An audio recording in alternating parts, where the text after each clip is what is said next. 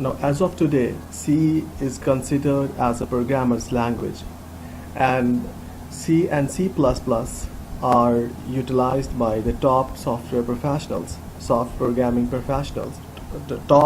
professionals.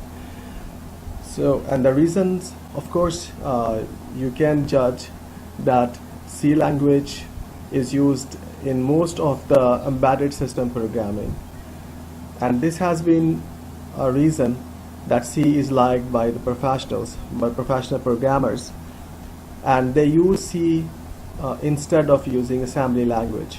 The other reason for popularity of C is its portability, that we can develop software for multiple hardware devices, for multiple hardware targets. So this has been a reason that C is mainly used. In the next slide, I have shared this system programming, and you might have a course in your degree program of system programming. This system programming course refers to or has the objective to develop software for hardware systems. Your software will be interacting with the hardware devices, and the best example of any software interacting with the hardware is the operating system. If you see this first line, the operating system is one of the big example of system programming. There are interpreters that interprets the code. There are editors. You might have seen different editors, of course, HTML editors, many other editors that understand the code and utilizes those codes. So any kind of editor or most kind of editors are developed using C. Similarly, the compilers for the languages, those are written in C. File utilities, file systems. You may go for Microsoft certifications, but you will see different properties there of the file systems. So those kind of programming are done by the C language. Similarly, if we have to enhance the functionality, the performance, it is a major requirement for most of the programs that we want to increase the performance. We want to enhance the performance.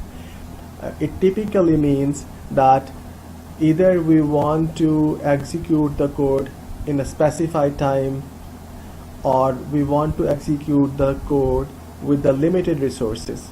In such cases, a C language is preferred. Similarly, real-time executives, real-time systems, or real-time embedded systems, actually, those all are programmed using C language.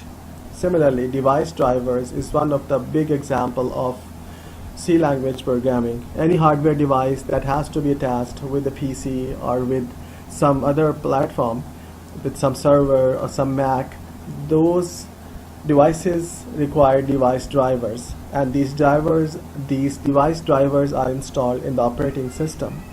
So these device drivers are also written in C language. So C language has a big share in a programming, and as a computer engineer, it has a big scope for you. So future, and here is one very important comment, that as you have seen here, C is a structured programming language. In contrast, C++ is an object-oriented programming language. But the important point here is that embedded systems doesn't require object-oriented functionality. Or you may see some other situations where programs don't require object-oriented functionality. I'm not discussing here what is object-oriented functionality and how it is different with structured programming, but I expect in the next semester course you will be having a full semester course, object-oriented programming. So you will be learning these concepts there.